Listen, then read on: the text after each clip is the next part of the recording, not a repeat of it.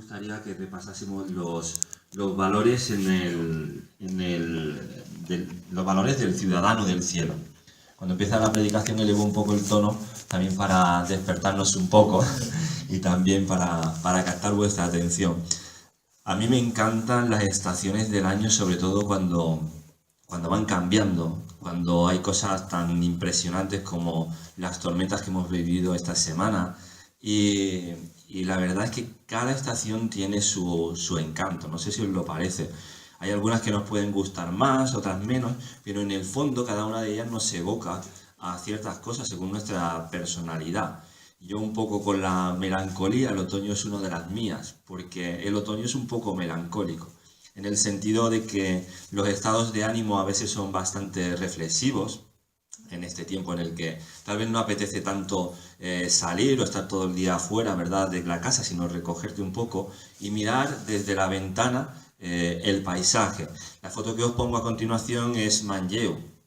Es el Paseo del Ter, se ve un poco oscura, pero también es que el otoño es un poco oscuro. En el ordenador se ve bastante mejor. Es una imagen puramente marrón, ¿verdad?, con unos colores muy característicos. Y es esa época del año donde nos preguntamos, uy, pero ¿qué ha pasado? ¿Ya está aquí otra vez la Navidad? Dentro de poco será nuevamente Navidad. Otra vez llegamos al templo y nos encontramos el templo decorado. También hay que dar las gracias al Señor por la decoración que tenemos este año. Y nos damos cuenta de que qué rápido, ¿verdad?, que va pasando el tiempo. ¿No parece que pasa demasiado deprisa? ¿Nos da la sensación de que ayer éramos unos jovenzuelos? ¿Nos da la sensación de que ayer éramos niños? Y alguno dirá, no, si yo ya soy niño, ¿no? Pues en realidad el tiempo pasa muy deprisa y lo hace para todos. El otoño nos llena de melancolía, de sentimientos diferentes, y te das cuenta, tal vez sea por eso de que la hoja se cae, de que nada es para siempre, de que las cosas no están aquí toda la vida, de que las hojas que un día están arriba en el árbol, hay un tiempo en el que pasan.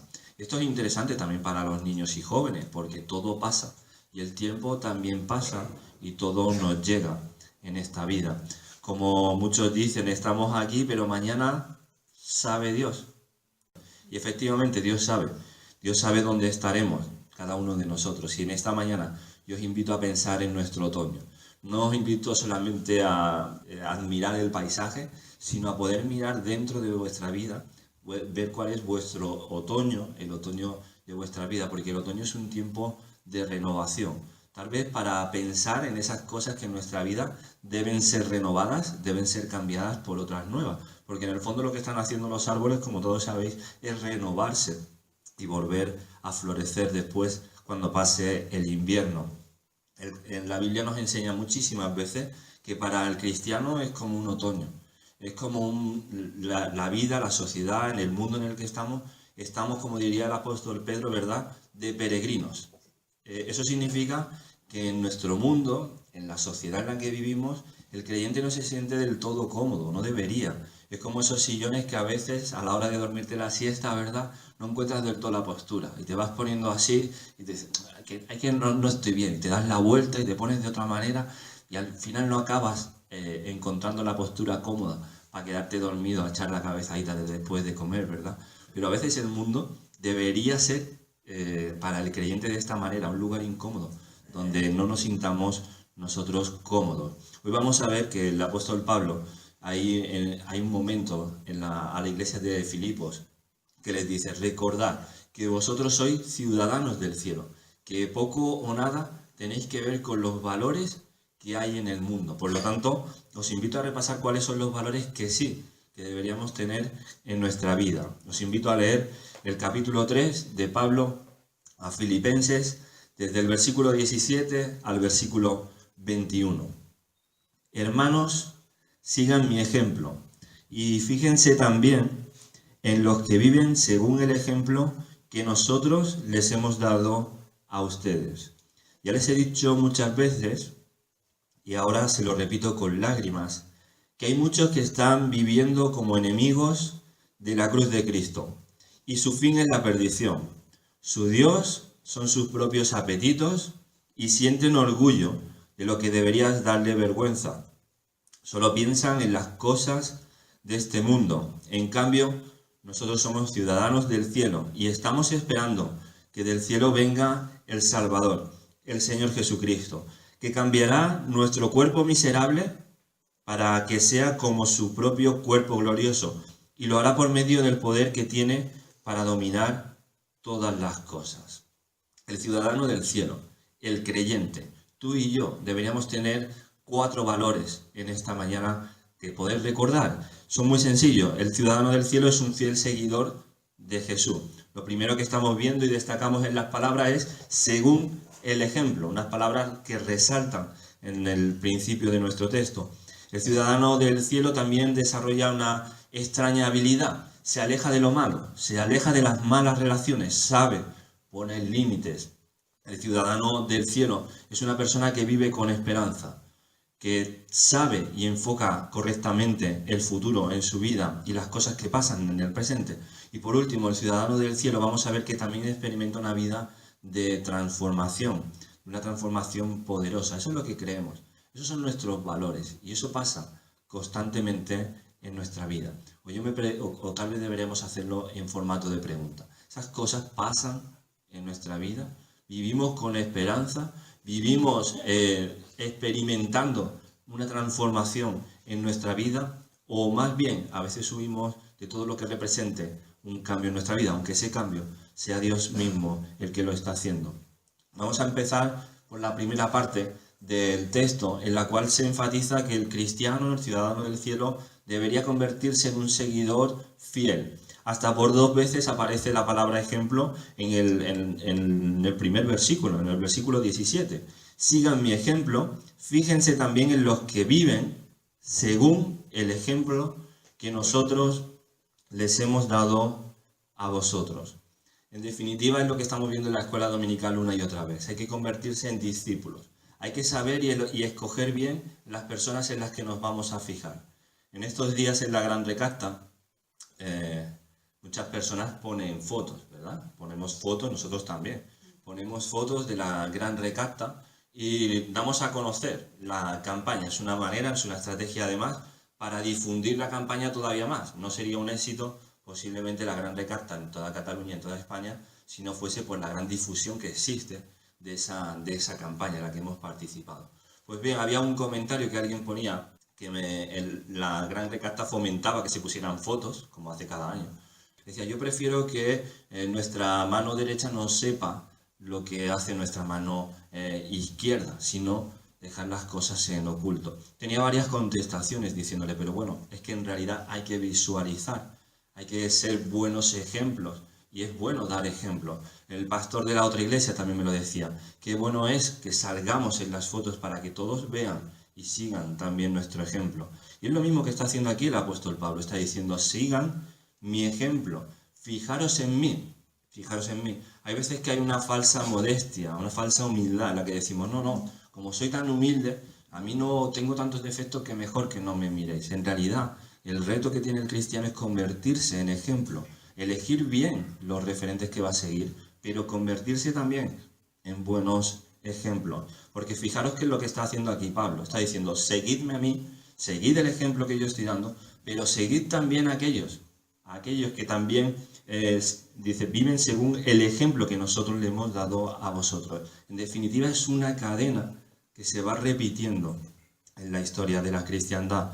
Esto es interesante porque muchos de nosotros deberíamos, cuando pensamos en esto, deberíamos decir, bueno, a nosotros en algunas cosas se nos puede imitar y tal vez en otras no se nos debería imitar. Por lo tanto, eso es lo que nos pasa, que queremos a veces, pero que descubrimos que no seríamos buenos referentes en según qué cuestiones.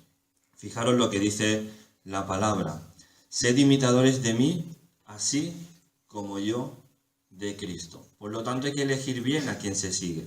Eso de ser discípulo y de ser seguidor, lo que estamos queriendo decir en primer lugar, y para no dejar lugar a las dudas, es que hay que seguir a Cristo, que hay que seguir a Jesús. Y que muchas veces el Señor Jesús se manifiesta en la vida de otras personas. Y eso es lo que cuando seguimos a algunas personas estamos siguiendo, estamos pasando por ese filtro de si realmente son personas que siguen a Cristo o no. Para tenerlo más claro, en Efesios capítulo 5, versículos del 1 al 2, dice: por tanto, imiten a Dios como hijos muy amados y lleven una vida de amor, así como Cristo nos amó y se entregó por nosotros como ofrenda y sacrificio fragante para Dios. Al que tenemos que imitar es a Dios, al que tenemos que seguir es a Cristo. Y cuando nosotros imitamos y seguimos a Cristo, entonces nos convertimos en buenos referentes para los demás. Y de la misma manera tenemos que seguir a personas que suponen, personas que están siguiendo a Cristo, que sabemos de todas que son personas que siguen al Señor. Primera de Tesalonicenses dice: vosotros, capítulo 1, versículo 6, vinisteis a ser imitadores de nosotros, dice Pablo, y del Señor. De nosotros y del Señor, habiendo recibido la palabra. Por lo tanto, cuando examinamos a alguien digno de seguir, estamos viendo si su vida refleja amor, el amor de Dios, pero también estamos viendo que sea una palabra que ha recibido, habiendo recibido la palabra. Es lo que está saliendo por su boca, la palabra de Dios. Si es así, podemos seguir a esa persona. Si lo que salen por la boca de esa persona no son criterios bíblicos, tal vez, seguro, no será una persona digna de que la podamos imitar. Hebreos capítulo 6 y versículo 12, también os lo pongo ahí en la pantalla: a fin de que no seáis perezosos, sino imitadores de los que mediante la fe y la paciencia heredan las promesas. Esto significa que hay que ponerse a trabajar, que cuando sigamos a alguien veamos que esa persona trabaja. Nadie va a seguir a un perezoso, nadie va a seguir a alguien que no se esfuerza en la vida. Si nosotros queremos convertirnos de la misma manera en personas dignas de imitar, tenemos que ser personas trabajadoras. El principio de imitación es muy importante en la vida cristiana y también en las iglesias.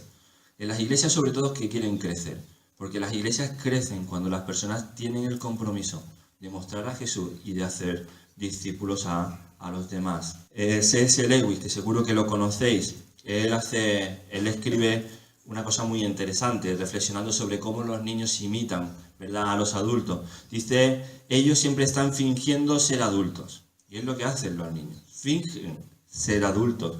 Juegan a los soldados y juegan a las tiendas, pero en todo momento están endureciendo sus músculos y agudizando sus sentidos para que la ficción de ser adultos les ayude a crecer de verdad. Él dice: la única manera de adquirir una cualidad es en realidad empezar a comportarnos como si ya la tuviéramos. Lo que hacen los niños es empezar a fingir como si ya fuesen adultos, haciendo las tareas que hacen los adultos, porque ellos algún día van a ser adultos, ¿verdad? Por lo tanto, es de listos imitar lo bueno. Y los niños son muy listos, ¿verdad? Pero también nosotros teníamos que tomar ese ejemplo. Imitar lo bueno, imitar lo digno de imitar y apreciar también la experiencia. Eso sí que es una verdadera humildad. Cuando te pones a seguir a alguien y cuando reconoces que la otra persona ya ha recorrido ese camino que tú todavía estás empezando. Y nosotros no sabemos todo de todas las cuestiones. Siempre hay personas que saben más que nosotros de un montón de cosas. Y es bueno, es humilde poder imitar a personas que han recorrido ese camino que nosotros queremos empezar a transitar. La palabra ejemplo, la palabra, no lo he puesto, es una palabra que se llama deísma, que denota una cosa que se muestra, aquello que es mostrado, ya sea por imitación o a veces por advertencia. Es decir, muchas veces la imitación no solamente es por imitación, sino que es algo que nos está advirtiendo a nosotros para no hacer lo mismo. Yo me acuerdo siempre de ese consejo que Pablo le da a Timoteo: que nadie tenga en poco tu juventud. Y Timoteo ya estaba entrado en años cuando le dieron aquel consejo. Le dijeron: que nadie tenga en poco tu juventud, que nadie te minusvalore. Tú puedes convertirte en un ejemplo para las personas que te rodean.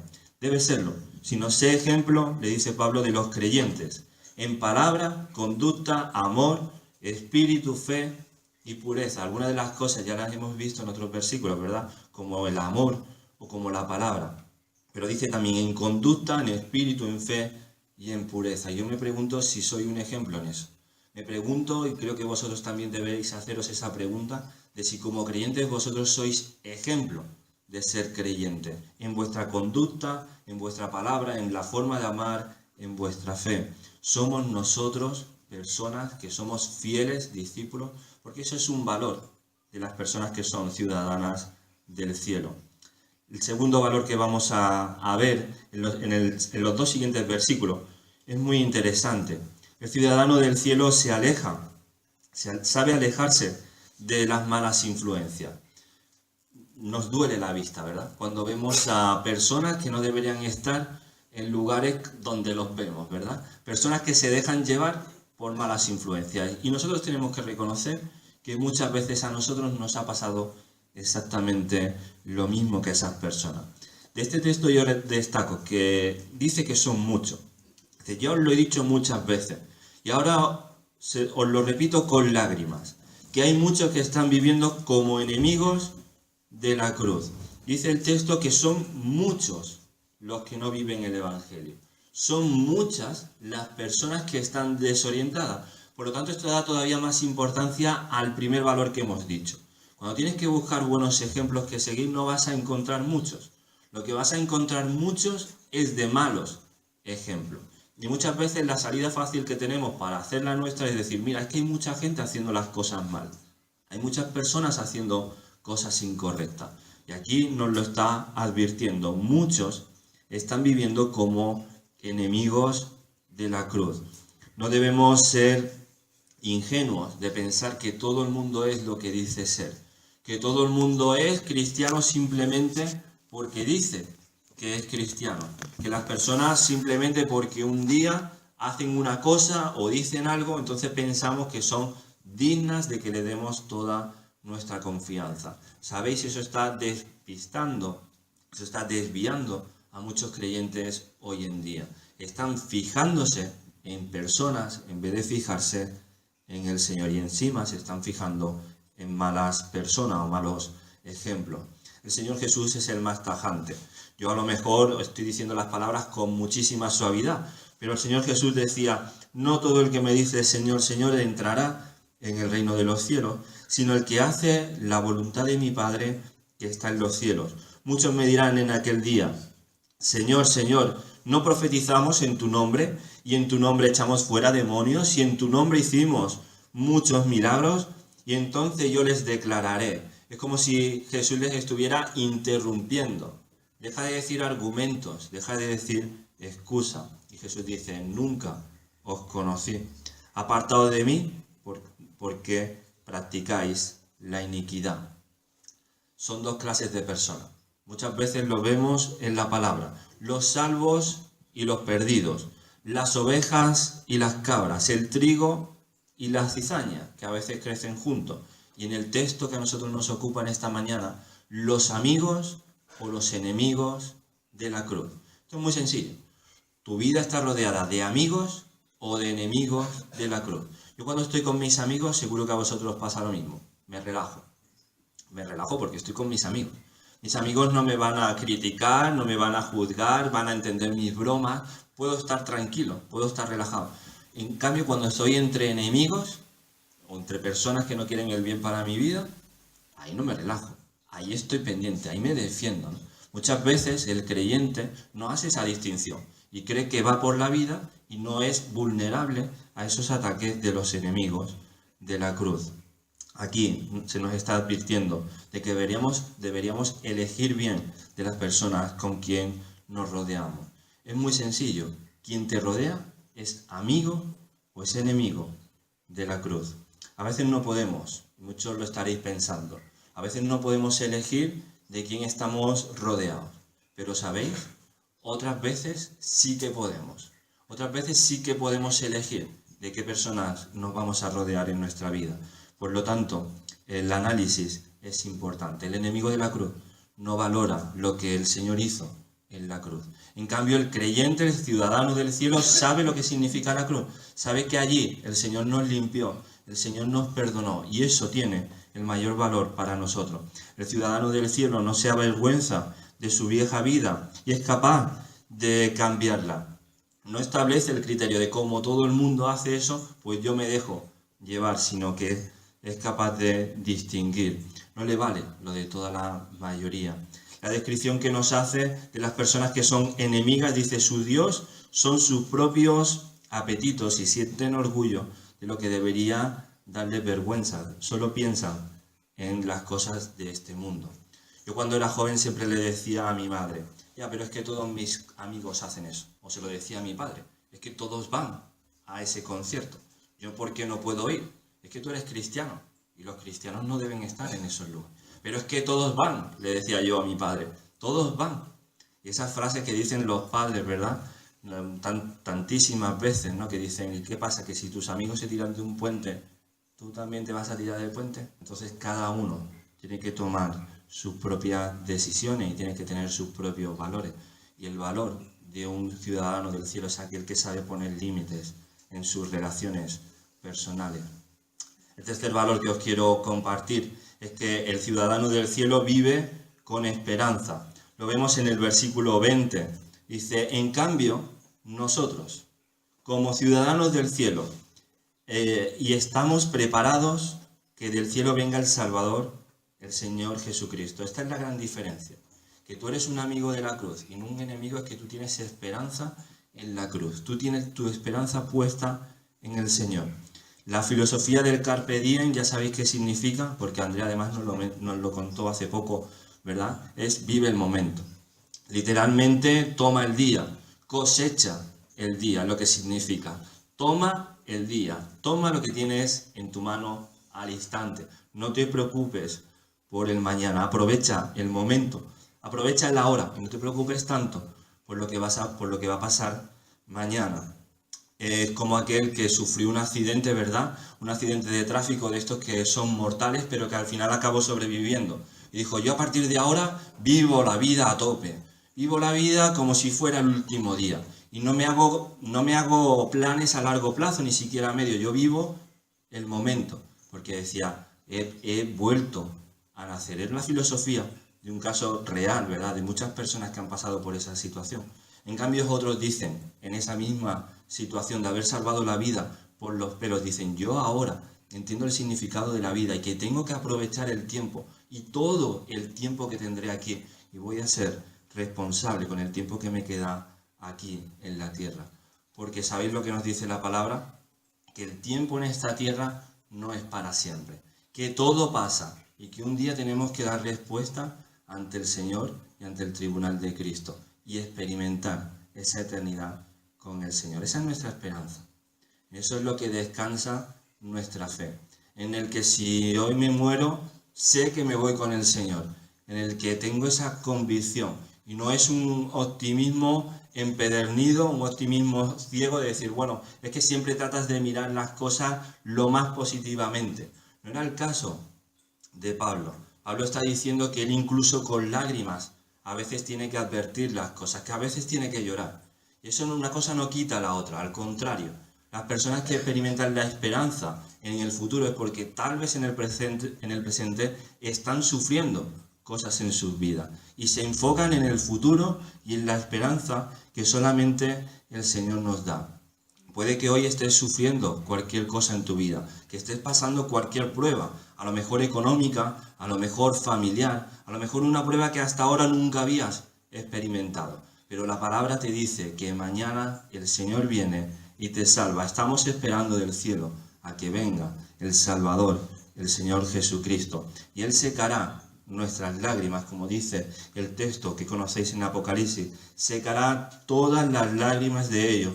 Y no habrá más muerte, ni llanto, ni lamento, ni dolor, porque todo lo que antes existía ha dejado de existir. El que estaba sentado en el trono dijo, yo hago nuevas todas las cosas. Y también dijo, escribe, porque estas palabras son verdaderas y dignas de confianza.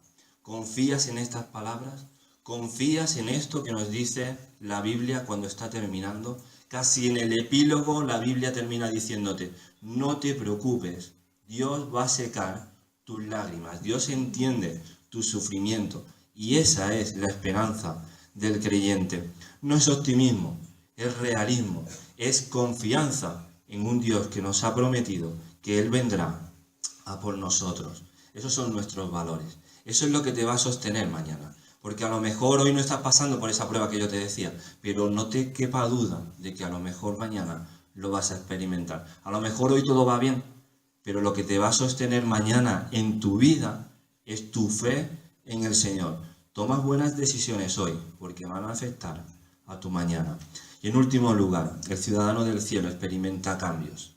Experimenta más bien una transformación, o la experimentará en su plenitud en el futuro. Dice que cambiará nuestro cuerpo miserable para que sea como su propio cuerpo glorioso. Y lo hará por medio del poder que tiene para dominar todas las cosas. Yo no sé si os gustan todas las partes de vuestro cuerpo, pero dice que va a cambiar vuestro cuerpo miserable.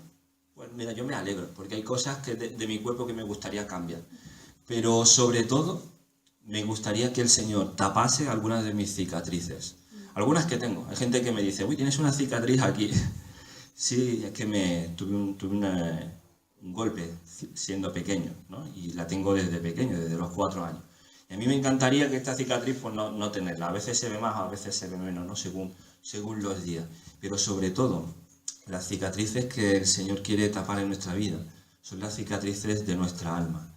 Él nos quiere transformar, Él nos quiere cambiar. Y Él tiene poder para hacerlo. Él lo va a hacer en un futuro, pero ha comenzado a hacerlo ya hoy. Hay muchas cosas que van a cambiar, que tienen que cambiar en tu vida, y el Señor se ha comprometido a hacerlo. Me encanta la frase de Pablo a los Gálatas, que le dice, yo, hijos míos, por quienes sufro dolores de parto, hasta que Cristo sea formado en vosotros. Hasta que tengáis a Cristo en vosotros.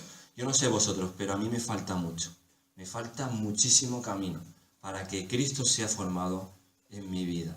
Y el apóstol Pablo estaba diciendo, yo me esfuerzo para que cada día en vuestra vida se pueda reflejar mucho más el carácter de Cristo. El camino es largo. Hay muchas cosas que cambiar todavía. A veces las personas mayores aquí les cuesta un poco más. O cuanto más nos hacemos mayores, más nos cuesta.